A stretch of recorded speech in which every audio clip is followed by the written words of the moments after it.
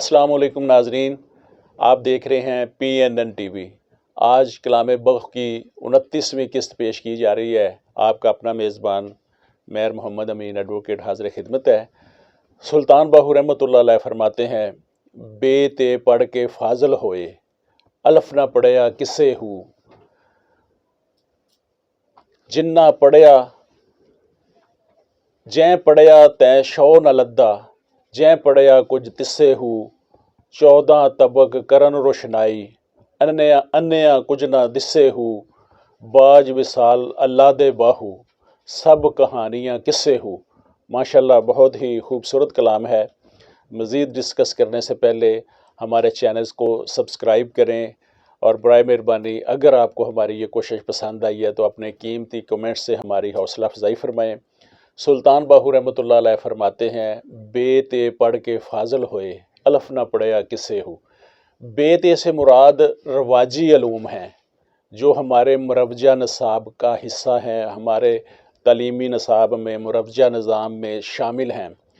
تمام وہ دنیاوی علوم جس کا براہ راست ہمارے دین سے کوئی تعلق نہیں، مثلا MBBS، LLB، engineering, physics, chemistry, math وغیرہ، ان علوم میں کوئی عالم فاضل بن بھی جائے تو ان علوم کی بنا پر اس کی نجات نہ ہوگی۔ یہ سب بے تے کے علم کسی بندہ خدا کی نجات کے ضامن نہیں۔ کامیابی اس کی ہے، نجات اسی کی ہے جس نے الف پڑھیا۔ الف سے مراد اللہ تعالیٰ کی معرفت کا علم ہے۔ جس کو اللہ کی معرفت کا علم ہو جاتا ہے وہ کامل انسان بن جاتا ہے، اور اللہ کی معرفت اس کی مخلوق کی خدمت میں ہے۔ اللہ کی مخلوق سے پیار کیا جائے، اس کے آنسو پوچھے جائیں، اس کا درد بانٹا جائے۔ ایک شخص ایک ریسٹورنٹ میں کھانا کھانے کے لیے گیا۔ جب ویٹر نے کھانا لا کر اس کے سامنے ٹیبل پہ رکھ دیا تو اس نے دیکھا کہ اس کی پلیٹ کو باہر سے 2 بچے بڑی حسرت کے ساتھ دیکھ رہے ہیں۔ اس شخص نے اشارہ کر کے ان بچوں کو اندر بلوایا اور بچوں سے پوچھا کہ آپ لوگ کیا کھاؤ گے؟ تو بچوں نے اس پلیٹ میں موجود چیزوں کو کھانے کی خواہش ظاہر کی۔ وہ بچے دونوں بہن بھائی تھے، پاس ہی کسی جھگی میں رہتے تھے۔ اس شخص نے ان دونوں کے لیے کھانا آرڈر کیا اور ان کے کھانا کھانے تک اس نے خود کچھ نہ کھایا۔ جب دونوں بچے کھانا کھا کر چلے گئے تو اس نے اپنا کھانا کھایا، اور جب کھانے کا بل مانگا تو بل دیکھ کر وہ شخص رو پڑا، کیونکہ بل پہ کوئی رقم نہیں لکھی تھی، صرف یہ لکھا تھا کہ ہمارے پاس ایسی کوئی مشین نہیں جو انسانیت کا بل بنا سکے۔ تو اللہ کی معرفت یہی سکھاتی ہے، جو اللہ کی معرفت کا علم پڑھ لیتا ہے پھر وہ اللہ کی مخلوق سے، انسانیت سے پیار کرنے لگتا ہے، اور اس کو معرفت انسانیت سکھاتی ہے۔ دوسری لائن میں آپ فرماتے ہیں، جیں پڑھیا تیں شو نہ لدا، جیں پڑھیا کچھ تسے ہو۔ لوگ ضمنی علوم کے فاضل ہو جاتے ہیں جن سے ان کی دنیاوی زندگی سدھرنے لگتی ہے اور آسائش میں آنے لگتی ہے، اس کی زندگی سہل ہو جاتی ہے، اور یہ معرفت الہی کی توقع نہیں کرتے، یہ کوشش نہیں کرتے کہ جس کی بدولت ایمان کے درجے بڑھتے جائیں، اور اسی علم میں نفع ہے جو ظاہری دنیاوی علوم پڑھتے ہیں، اصل مطلوب و مقصود کے حصول میں ناکام رہتے ہیں۔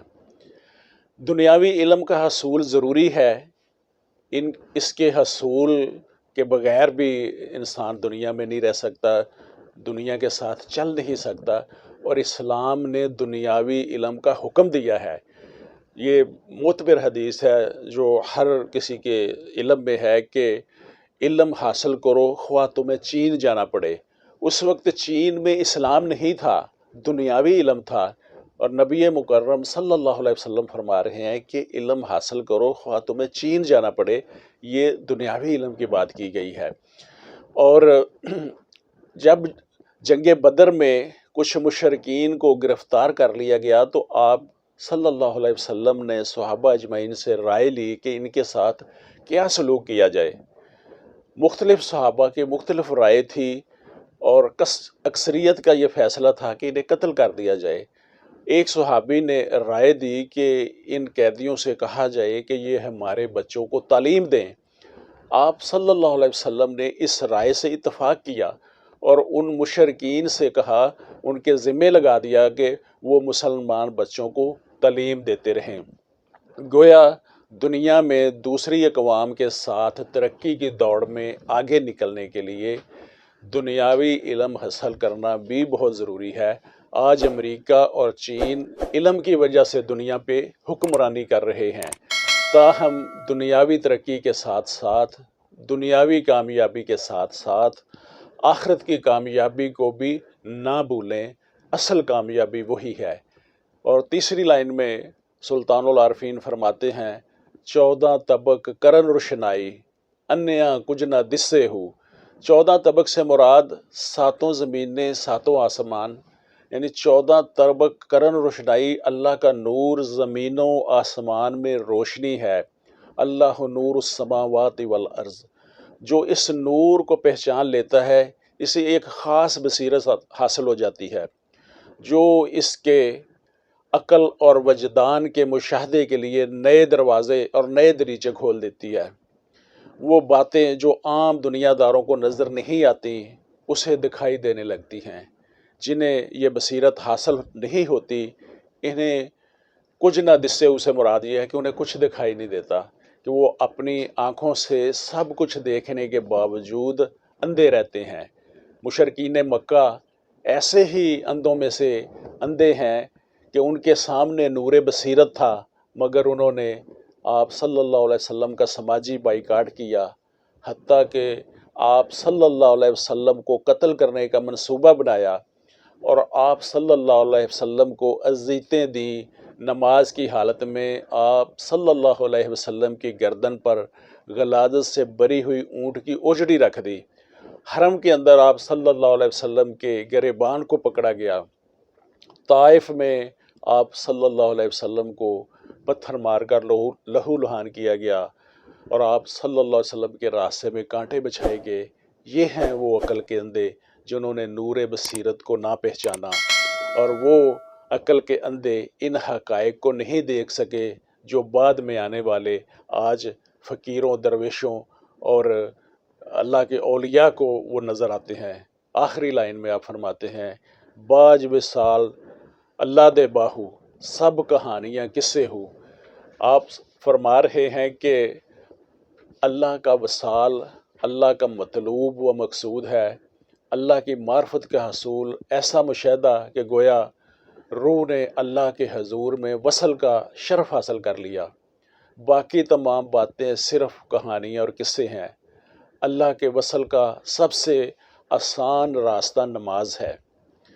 سیدنا عبداللہ بن مسعود رضی اللہ تعالیٰ عنہ سے روایت ہے کہ میں نے رسول اللہ صلی اللہ علیہ وسلم سے پوچھا کہ کون سا عمل سب سے زیادہ فضیلت والا ہے، تو آپ صلی اللہ علیہ وسلم نے فرمایا، نماز کا اپنے وقت پر پڑھنا۔ ایسا نہ کرنے والوں کے لیے اللہ کی طرف سے سخت وارننگ دی گئی ہے، اور قرآن پاک میں فرمایا ہے کہ اور تمہارے رب نے فرمایا ہے کہ مجھے پکارو میں تمہاری دعا قبول کروں گا۔ جو لوگ میری عبادت سے سرکشی کرتے ہیں ان قریب وہ جہنم میں ذلیل ہو کر داخل ہوں گے۔ یہ تھی ناظرین آج کے کلام باہ قسط۔ تو آئیے ناظرین آج کے اس خوبصورت کلام کو خوبصورت آواز میں سنتے ہیں۔ ہمارے پاس تشریف رکھتے ہیں قاری عمر افضل حیدری صاحب، تو آئیے ان سے آج کا خوبصورت کلام سنتے ہیں۔ بیتے پڑھ کے فاضل ہوئے،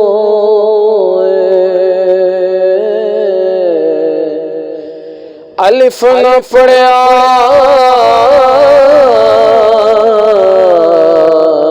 کسے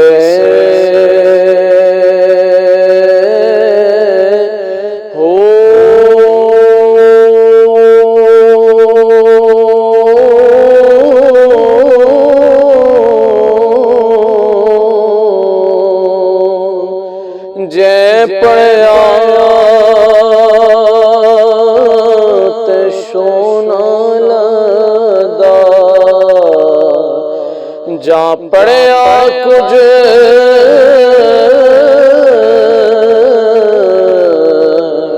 تسے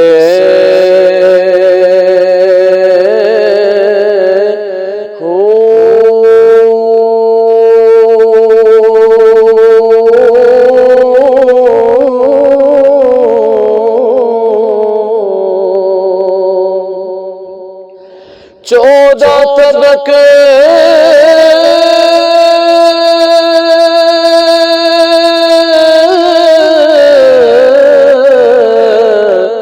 کرن روشنائی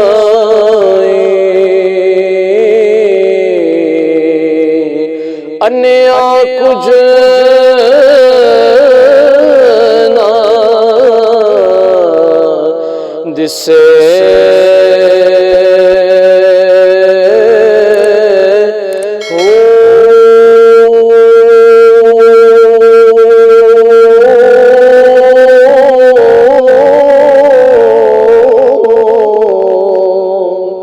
باج سال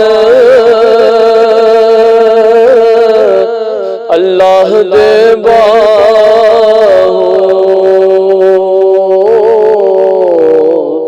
سب کہانیاں